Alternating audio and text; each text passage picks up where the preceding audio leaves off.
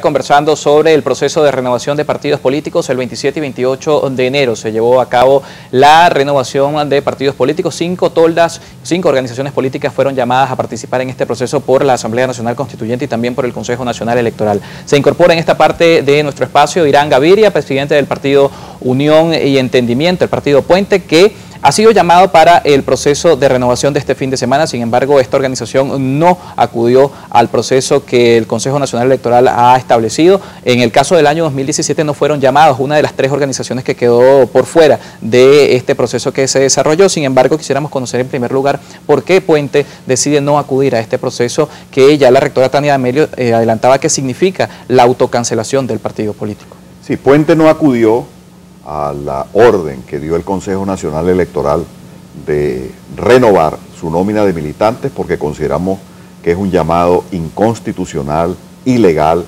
violatorio de derechos políticos consagrados en la Carta Magna. Y por esa razón, el jueves de la semana pasada introdujimos un recurso ante el Consejo Nacional Electoral para que se nos eximiera de cumplir con este requisito que a nuestro juicio, repito, es ilegal e inconstitucional.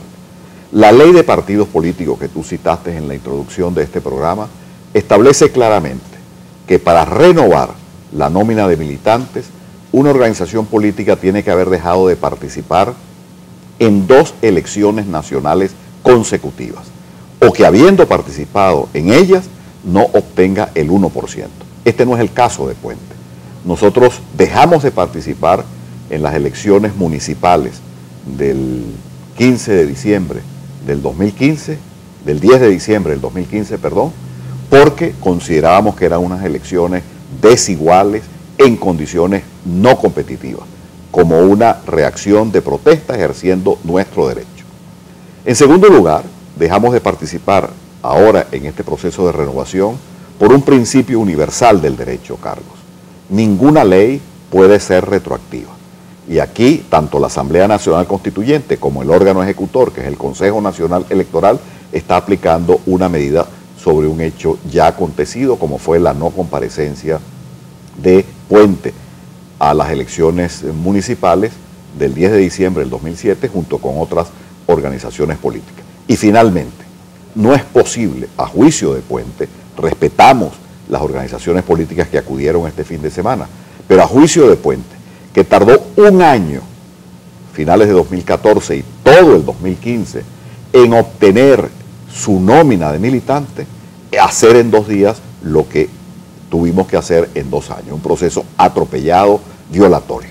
Y lo decimos claramente, Puente es un partido, como su nombre lo indica, de unión y de entendimiento, favorable al diálogo, a la negociación, a un acuerdo de unidad nacional, pero Puente no se presta a violar la Constitución, a ser una oposición obediente y complaciente de un gobierno que quiere mantenerse en el poder violando la Carta Magna y las leyes de la República. Por esa razón, nosotros no asistimos a este proceso del fin de semana y estamos esperando una respuesta del Consejo Nacional Electoral sobre nuestra solicitud. Ahora, hay una visión dentro de los sectores y de la coalición de partidos de la oposición venezolana y era la posibilidad de, o de alguna manera disminuir cualquier posibilidad que signifique atentar contra la variedad de tarjetas que se puedan llevar, así tener alguna confianza que ofrecer al electorado, pues no sabemos de alguna manera o no se sabe por parte de los partidos políticos de qué manera se puede atentar contra estas organizaciones y por eso la importancia, señalaban, de validar la mayor cantidad de tarjetas posibles. ¿Qué visión tiene Puente? Hubo un atentado. La sentencia de la Sala Constitucional invalidando a la tarjeta MUT, a la tarjeta unitaria que facilitó el triunfo clamoroso que obtuvimos las fuerzas democráticas en la Asamblea Nacional el 6 de diciembre del 2015, es otra arbitrariedad, otra razón más para demostrarle al país y al mundo que en Venezuela, vía la Asamblea Nacional Constituyente, que ha usurpado funciones que no tiene a nuestro juicio legitimidad de origen, se están tomando medidas contra derechos humanos, derechos de participación política. Y esto que sucedió con la tarjeta de la Mesa de la Unidad es una prueba más que en Venezuela la lucha hoy en día de los demócratas es por obtener condiciones de equidad, de transparencia, que están en la Constitución y en las leyes, entre otras las leyes electorales, para que vayamos a procesos electorales limpios, equitativos y transparentes. Precisamente sobre ese punto, lo que son esas condiciones electorales, ¿cómo visualiza Puente primero el adelanto de las elecciones presidenciales vía también Asamblea Nacional Constituyente, y que de alguna manera significa un atentado, como han señalado sectores de la oposición, contra la mesa de diálogo donde precisamente se iban a abordar todo este tipo de situación vinculada con el tema de las condiciones electorales? El país vive una crisis profunda, hiperinflación. El sueldo no alcanza, el ingreso no alcanza, el bolívar no tiene hoy valor de cambio. Anda tú a buscar un cartón de huevos, 3 huevos, es más que el salario mínimo diario de un venezolano. Kilo de queso ya supera los 500.000 bolívares, 4 muslos de pollo son 400.000 bolívares, hay hambre, hay escasez de medicinas, no hay reservas internacionales para hacerle frente a los compromisos de pago de deuda. Estamos en un país colapsado. El metro esta mañana y los días anteriores es una tragedia. Entonces, en esta situación, lo que nosotros planteamos es que haya unas elecciones limpias y transparentes. ¿Qué llamamos elecciones limpias y transparentes? Una fecha de acuerdo a los cronogramas electorales. No esta fecha atropellada antes del 30 de abril, que además de que no permite una competencia equilibrada, crea una situación de un presidente electo. Suponte que se hagan esas elecciones en esas condiciones de opacidad, de amañamiento de las elecciones. Tendríamos un presidente electo que va a juramentarse el 10 de enero del 2019.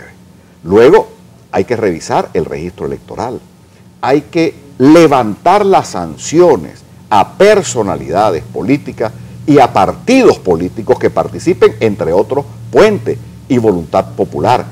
Tenemos que tener observación internacional, confiable, entre otras, la de la Unión Europea, revisar el registro electoral, ver este tema de la unificación de centros de votación que favorecen a una tendencia, ver el tema del abuso en la campaña electoral, carné de la patria, punto rojo, coacción. No, en esas condiciones no se produce un resultado legítimo. Y la comunidad internacional, Carlos, lo ha señalado ex ante. Si hay un proceso electoral en Venezuela, presidencial, en estas condiciones de no transparencia, de no libertad, de no equidad, ese resultado no va a ser reconocible. Y lejos de tratar de mejorar la crisis, se va a profundizar. ¿O es que la Asamblea Nacional Constituyente, que fue un proceso en estas condiciones, ha ayudado a solventar la crisis en Venezuela? Ha aumentado la inflación, la escasez, ha aumentado la muerte de ancianos y de niños por falta de medicina. Nosotros requerimos en Venezuela salir de esta crisis pavorosa que nos está consumiendo a través de un proceso electoral limpio y transparente. Y ese es el clamor y el objetivo de la lucha hoy en día.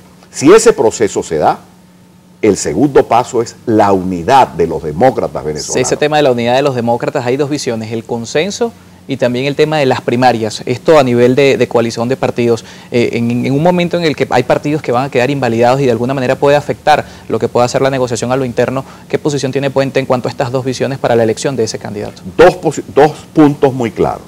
La lucha es por condiciones electorales transparentes, que produzcan un resultado creíble y con reconocimiento, con legitimidad. Y en segundo lugar, si eso es así, que debe ser así, escoger un candidato por consenso de las fuerzas democráticas del país con un programa que trate el tema de la recuperación del aparato productivo, que haya alimentos y medicinas en abastos, supermercados, bodegas y farmacias, que se luche contra el flagelo de la inseguridad. Esos son los temas que habría que tratar. Entonces, 1, conseguir condiciones electorales para las presidenciales de transparencia, de equidad y un candidato por consenso que represente a toda la unidad. Ese consenso no debe ser solo de los principales partidos políticos o de los partidos políticos, un consenso de la sociedad civil, intelectuales, rectores universitarios, académicos, medios de comunicación social, y ese abanderado en esas condiciones que nos lleve a un triunfo clamoroso de las fuerzas democráticas del país para instaurar un gobierno de salvación, de unidad nacional. Bien, doctor, muchísimas gracias por acompañarnos. Gracias. Irán Gaviria, presidente del partido Unión y Entendimiento Puente, conversando esta noche sobre las condiciones electorales y además el tema de la validación de los partidos políticos, posición que han tenido algunas toldas de no participar